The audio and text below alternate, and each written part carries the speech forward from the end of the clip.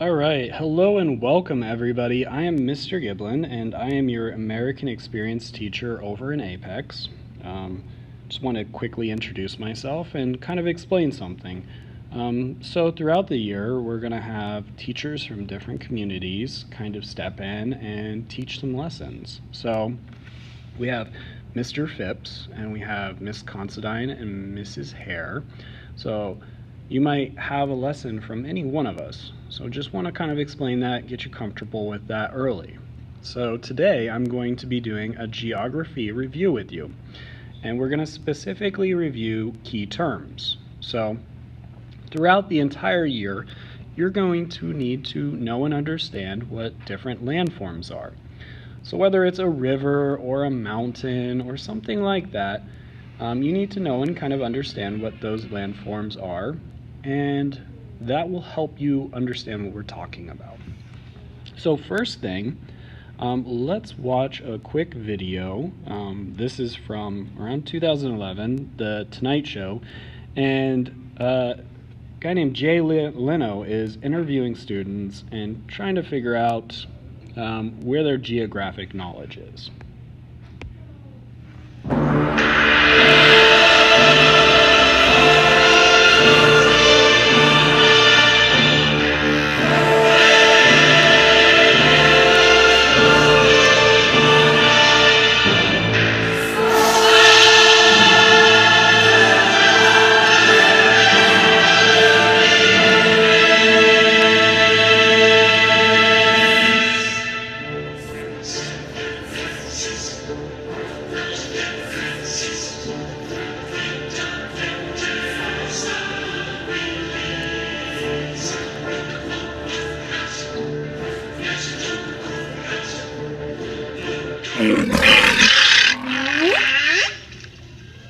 What countries make up Great Britain?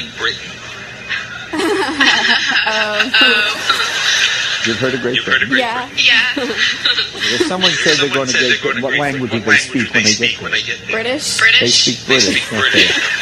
Have you ever met anyone who speaks British? No. Can you think of any word in British? No. No? Mini Cooper. Oh yeah, Mini Cooper. That's a British word.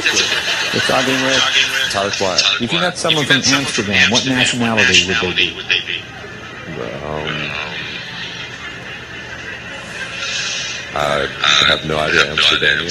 Amsterdamian. No, they wear wooden shoes. Who wears wooden shoes? Cobblers. Cobblers? So they'd be cobblers. Okay, all right. We're talking with Lindsay Shanks. Lindsay, and you're a high school student as well. Yes, sir.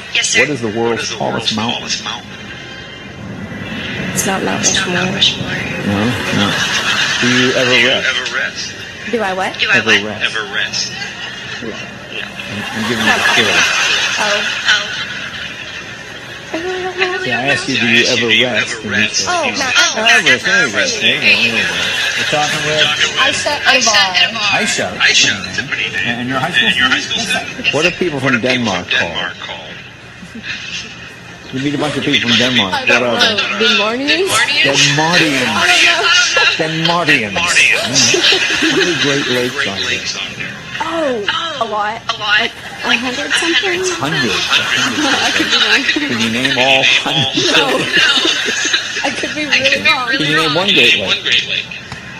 Big great. The Great Lakes. We're talking with Nick. Nick. What do you do? I go to high school in Roy City, Texas. And what do you want to do when you get out? I would like to be a film director. Film director. Okay. We've heard of the English Channel. Yes. Goes between what two countries? France and England. Now, is there any way to get there besides by boat? I think there's like a bridge, like a really long bridge that goes under the water. So a bridge that goes under the water would be called what? An underwater bridge? Oh, how about a tunnel? Oh, yeah, a tunnel. Okay. We're talking with Caitlin Wilcox. Caitlin. You're from where? Arkansas. Arkansas. Okay. How's the school system in Arkansas? It's awesome. It's good. Let's see how good it is. How many oceans are there? Oceans? Yeah. I've only been to one. You've been to one. Which one were you at? Florida. Which one? An ocean. Which ocean did you go to? Pacific Ocean. You went to the Pacific Ocean in Florida. How was it? It's good. It's good. What is the largest country in South America? In South America. Africa? And where is Iran? I don't know. Like South Europe or something? South Europe. Iraq is in South. So go to Europe, you go south. What country would you find the Panama Canal in? Panama Canal. Is there a country named Panama? No. Is it? No. Oh. Is it in the U.S.? No. Why do they call it the Panama Canal? Is there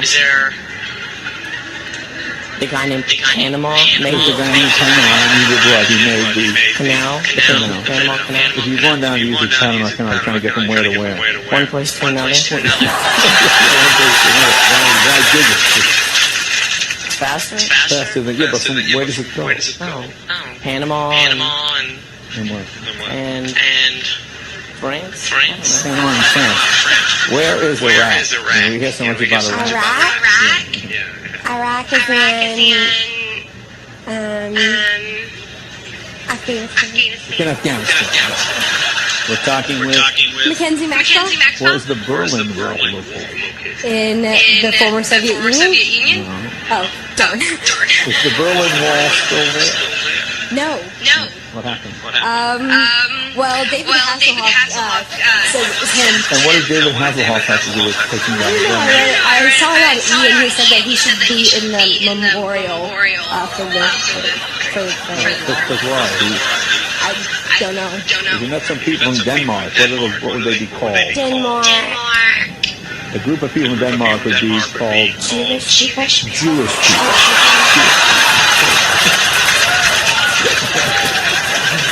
Where is the Outback? The Outback. The restaurant. The restaurant. The Is restaurant. there one around here? I don't know.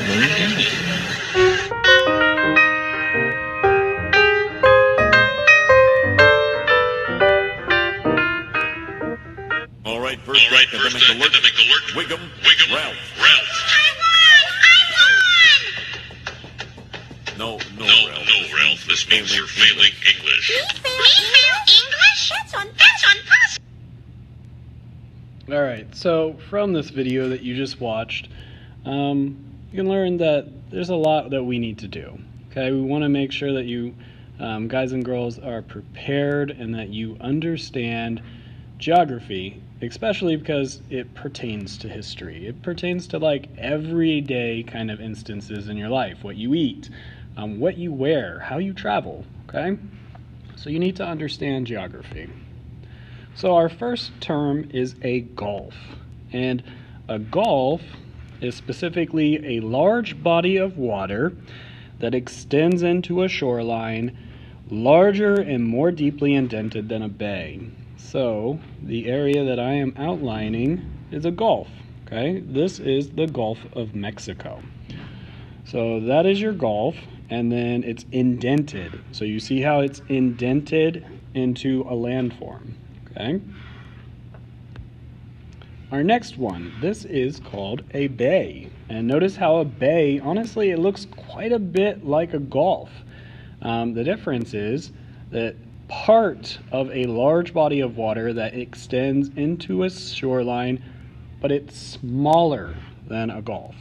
So, quite similar to a gulf, but it's smaller, okay? And notice again, it's indented. All right, a harbor, okay? So when we look at a harbor, again, this kind of looks quite similar to a gulf or bay. But a harbor is a sheltered place along the shoreline where ships can anchor safely.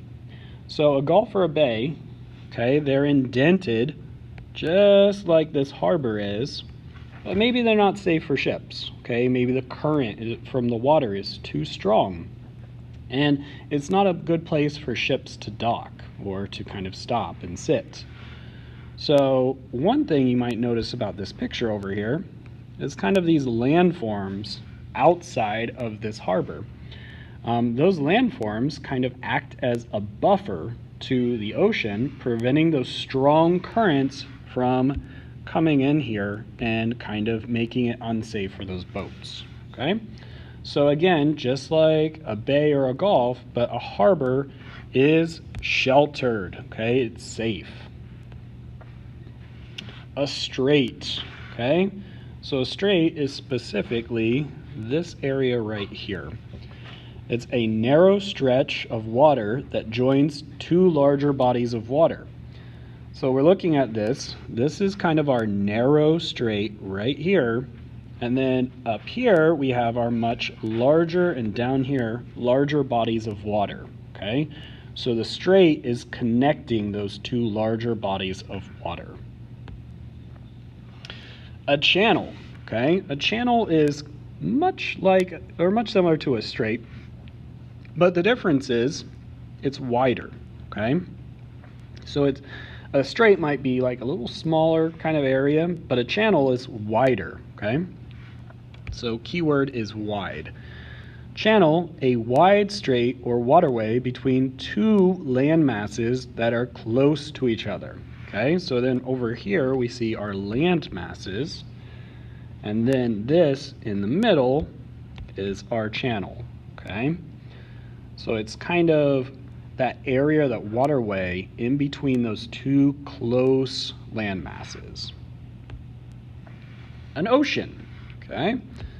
And you remember from our lovely video, the students kind of struggling with how many oceans there were and what oceans, and it was a little troubling, but okay, an ocean is one of the four major bodies of water that surround the continents. So there's four of those, and then they're very large major bodies of water. Okay, so for our class, we will talk about all four, but specifically the ones that we're going to talk about the most are the Atlantic and the Pacific Oceans. All right, a sea. I have a very silly way that I remember the difference between a sea and a lake. Okay, so when I look at sea, I see this A, and then I see the A in salt. Okay, so a sea is a large body of water, usually salt water, completely surrounded by land. So here is our sea, and it is surrounded by land. Okay, what makes this different, like I said, is the salt. Okay, so this land, or the water, is usually salt water. All right, our lake. And again, if you were kind of paying attention, this looks really, really similar to a sea, okay? But our difference is the E, okay? We have the E in the lake and the E in fresh, okay? So the lake is a large inland body of water. See that word again, inland. So it means away from oceans, things like that. So it is an inland body of water, usually fresh water. So here's our body of water, and it's an inland body, and it's surrounded by land, see? But it's fresh, okay? It's fresh water. A river, okay? A river is a large natural stream of water that runs through land. So we're looking at this picture here. We see this river, and it's running through the land, okay? Rivers are usually pretty long. If you think about, for example, the Mississippi River, that stretches from all the way at the top of North America into the Gulf of Mexico, okay? So our rivers can be pretty long, and there are these large natural streams of water that run through the land. Think of kind of like arteries and veins, okay? Tributaries, okay, so we're just talking about a river, okay? So we see lots of little rivers on here. A tributary is a river or stream that flows into a larger river. So this one that's highlighted right here, okay, that's the Mississippi River. And all of these other little rivers that are flowing into it, okay, those are tributaries. So I used that reference a second ago about arteries and veins. Think about your body, okay? You have major arteries and veins, but you also have lots of small arteries and veins that flow into your large ones. Okay, a tributary is kind of the same thing. These smaller bodies of water are flowing into a much larger river. A delta. So you talked a lot last year about Egypt and the Nile Delta. So when you're talking about the Nile Delta, you talked about how the Nile brought up these fertile kind of soil, and then that was the great areas where, you know, these Egyptians could plant crops because it was very fertile. What we're seeing right here, this is Louisiana, the Mississippi River, kind of the Gulf of Mexico, all of those things, those landforms, and the water kind of like flows through and then it drops off all of these sediments. Okay, you see all this rich soil over here and kind of spreads it out.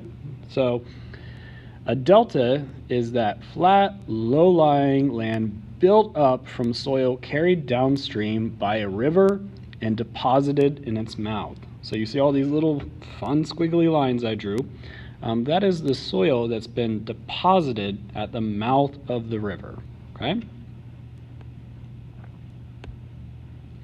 A cape. I always like to call these elf shoes. I know that's kind of ridiculous, but if you're looking at it, it kind of looks like a really weird kind of like shoe. So a cape is a point of land that extends into the water, okay? A point of land that extends into the water. So if you're looking at that, we see our bodies of water over here, so bodies of water, and this landform is extending out into them, okay? All right, next we have a peninsula, and a peninsula is a lot similar to a cape, but it's much larger, okay? So a peninsula is a body of land surrounded on 3 sides by water, okay? 3 sides. All right, how do I remember what a peninsula is, okay? Well, I know that Florida is a very large peninsula. So one way that I like to think of it is this P right here. Florida is kind of a large P, okay? So we have this peninsula. Florida is a peninsula. So I remember it like that, the fact that if you turn a P on its edge, the letter P, then it looks an awful lot like Florida, okay? That is a peninsula. And we see water on all 3 sides, okay? An isthmus, okay? An isthmus is a narrow stretch of land connecting 2 larger land areas, okay? So if we look at this right here, that's a chunk of land, and then over here, it's connecting larger areas, okay? The isthmus is this right here. It's connecting those 2 larger landforms. An island, everybody's favorite vacation spots, right?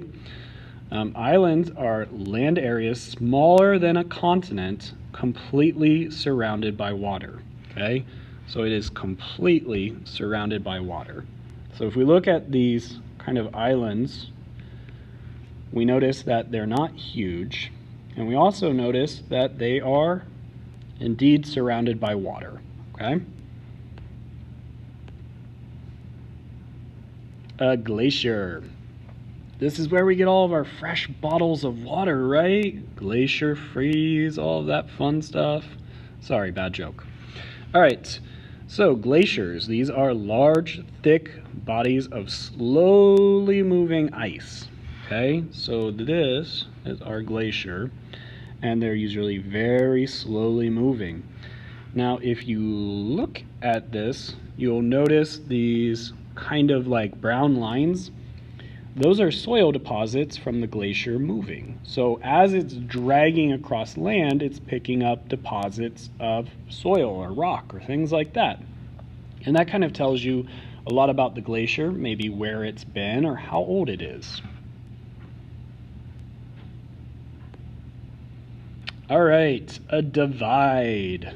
A divide is a stretch of highland that separates the directional flow of river systems. So we're thinking about water, okay? If I dumped a glass of water on my desk, it could go any which way, okay? But if I dumped that glass of water and there was like high points, then it wouldn't be able to travel over the top of the high points unless there was a lot of water. So on our map, with this red line here that we're seeing, okay, that's a mountain range, specifically the Rocky Mountain Range. So water isn't necessarily going to easily flow over the top of that. We don't see a lot of rivers going over the top of a mountain range. And then over here in yellow, we see the Appalachian Mountain Range, okay? So again, you don't see a lot of waterways flowing over the top of mountains, okay? Because those are highlands that separate the directional flow of rivers. Those are our divides. A mountain. All right. A mountain is land with steep sides. So if we're looking at this, you see kind of these steep edges. This looks kind of steep. Like if you were to try to travel up it, you might need specific mining tools, things like that. Okay. So the steep sides, and it rises no less than 1,000 feet or more above the surrounding land. So in order for this to be categorized as a mountain, it has to be 1,000 feet above the surrounding land. A valley, okay? A valley is an area of lowland between hills or mountains. So here we're seeing kind of our valley, okay? So when you think of a valley, often think of a valley as like this V, okay? So right there we're seeing what kind of resembles a V. So we have high ground over here and high ground over here with low ground in the middle, okay? That is a valley. A volcano. There's that lovely video about I Lava You. You should watch it. It's hilarious. So cute. All right, so volcanoes. These are mountains created by ash and liquid rock erupting from inside of the earth, okay? So what we're seeing here is this volcano pushing up from the water or from the lava, and it's increasing in size, okay? So these plates come together and push together and create a volcano. A plateau. A plateau is a large area of flat or rolling land at high elevations. Okay, so when we're looking at this picture, we see this flat land here. Okay, it's large, it's flat, and it has high elevation. So there you see how that rises up over here where all this flat land is. Large, flat, and at high elevation. Okay, that is a plateau. A mesa. Okay, a mesa is a broad, flat, topped landform with steep sides smaller than a plateau. So if we look at this picture and we think about the last one, there's a lot of similarities, okay? For one, it's flat at the top. Two, it has these steep sides, and it's kind of in this area where there's these rolling plains. But what our big difference here is the size, okay? A mesa is smaller than a plateau. A plain, okay? And I just referenced that a couple times, those rolling plains. A plain is an area of level land. So if you look at this, it looks very flat, usually at low elevation, okay? And it's often covered in grasses. So when we think about the plains, often places like Wyoming and Nebraska come to mind, and you see kind of scenery like this, these rolling plains where everything's very flat. Notice that you don't see any trees in sight. but it's lower elevation and often covered in grasses. All right, ladies and gentlemen, this concludes our lesson on landforms. Hopefully you learned a lot. If your teacher assigned assignment to guided notes in conjunction with this, make sure that you take a picture of that or you filled it out in Notability and then submit the assignment. Have a great day.